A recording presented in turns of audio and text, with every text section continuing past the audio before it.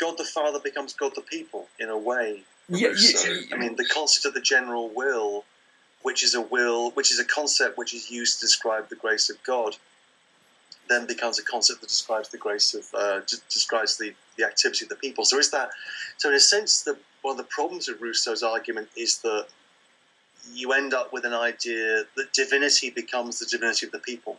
And actually, but the question is, I mean that's sort of extremely attractive to Democrats. It's extremely attractive to those to non-conservatives, and you pick it up in your opening pages, your fascinating opening pages about Oscar Wilde, when you quote him saying, whether it be faith or agnosticism, the thing that injects meaning into the narrative of a life, it must be nothing external to me. Its symbols must be my own creating. Now, I guess my question in all this is, well, why must it be so? Is it simply, as it were, the democratic preference is that it be so? Is it that the modern project, we are in this modern project which says we are to create our own, we are to be our own legislators and masters, or is there anything else? Is it, for example, that to accept that it not be so puts us into the wrong relationship with God? In other words, well, that's all those. You could say that the simple answer was it can't be divine will, because divine will would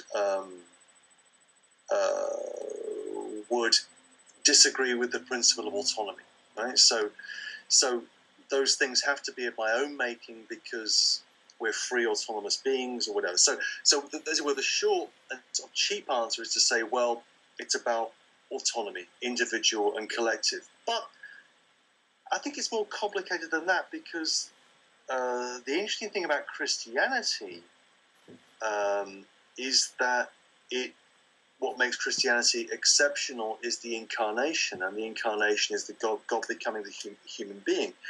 And to that extent, the external becomes internal. Now, I'm enough of a reader of Hegel. I used to be a Hegelian when I was very, very well in my 20s. Oh, well, you still seem moderately Hegelian in this book, I have to say. There's a little bit there. Of course, what interests Hegel in religion is the fact that the externality of the divine will becomes internal in the form of Christ.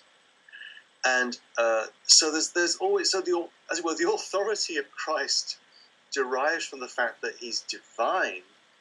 What Christ bequeaths to human beings through the agency of the Holy Spirit on this narrative is a form of collective autonomy. So the story is sort of a bit more complicated. And then to add a further wrinkle into it, I'd say, the other figure who's very important to me, in maybe less so in this book than other things I've done, is Emmanuel Levinas. And for Levinas, the ethical relationships of the other, autonomy is a problem for Levinas. And if autonomy becomes the be-all and end-all of politics, then we can end up basing politics on this fantasy of a transparent community and a transparent society. And for him, ethics begins with this fact of a relationship to the concrete human other, who is external and unknowable. Also, I mean, is really other in. So there's always, I think, there's this strange, back and forth between externality and internality. For someone like Wilde, he's in his weird way in his cell in Reading trying to combine his version of Christianity with his version of Pacer's sort of romantic 19th century aesthetics of self-creation and individualism. So Christ becomes a supreme individualist like Wilde himself. But still there needs to be a moment of externality outside of that. But if that's just divine will, then that's going too far. That's an ethics and politics of command, I suppose. And I suppose that this, of course, follows through into your account of mystical anarchism, in that of course, in a sense, In a sense, it can go either way. Either one rejects original sin, and if one rejects original sin, then there's simply no reason for the divine will outside. If we have human perfectibility, then we don't need the divine will. On the other hand, if there is the divine will, then of course the only explanation, the only account, a sensible account of the divine will is sin and imperfectibility. So I suppose that actually, in some sense, one can't really disentangle the two the two notions. I mean, autonomy and sinlessness, freedom. Actually, you have a phrase, don't you, about characterizing the notion of freedom embedded in mystical anarchism. I may not find it in my notes, but there's a sense in which freedom is only possible if one abandons a notion of original sin. So, given that one's abandoned it, then one no longer needs the outside, the divine commandment. And there's another sort of question which I try and raise in the chapter on Paul, which is, and the centre of that chapter is a long discussion of Heidegger, which is I'm very proud of, although it's a very odd reading in many ways. And the structure I'm trying to put in place there is it's another set of arguments, but there is a theological tradition that would attempt to step outside of law entirely, which is the tradition of Gnosticism. And the person I talk about in the book is Marcion, who says, well, Paul is the true apostle, and for that reason we need to not just get rid of the Old Testament, but we need to understand that the world of sin is not our world. It's a world created by a bad God.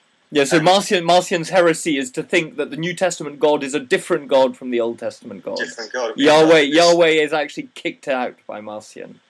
Yeah, and you end up in a extraordinarily interesting dualism between law and love.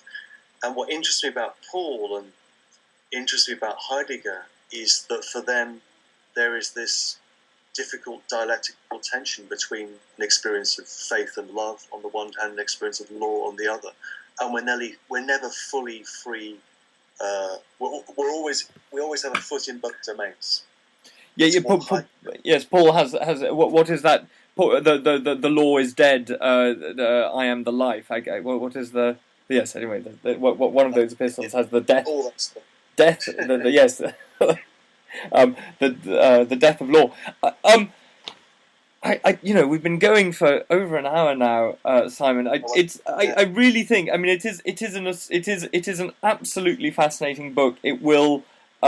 I think it yields insights into the way in which politics works and the way in which political distinctions arise, which I think is really valuable, extremely original, and very, very surprising. So I have to say, this conversation scratched the surface of it, and I do recommend everyone to go and buy and read the book. Well, thank you very much. That's very kind. I think it was really, really great. So, great, fantastic. That's terrific. So, you just stick those up as podcasts? Yeah, at this point, I will. I think we were okay. I mean, they end up being quite long, but actually, you get lots of people listening to them. So, I think that they make for sort of good background stuff while you're doing the cooking or something. That's right. And so, like the shirts or yeah. So I don't think I'll do. I don't think it requires much of an edit. I think I'll have a listen through. I sometimes speed them up by about 5 or 10%, which just makes both sides sound incredibly fluent. Pinky and perky. Exactly. Yeah. Okay. Great. And how is the project going? The Democracy Project is it?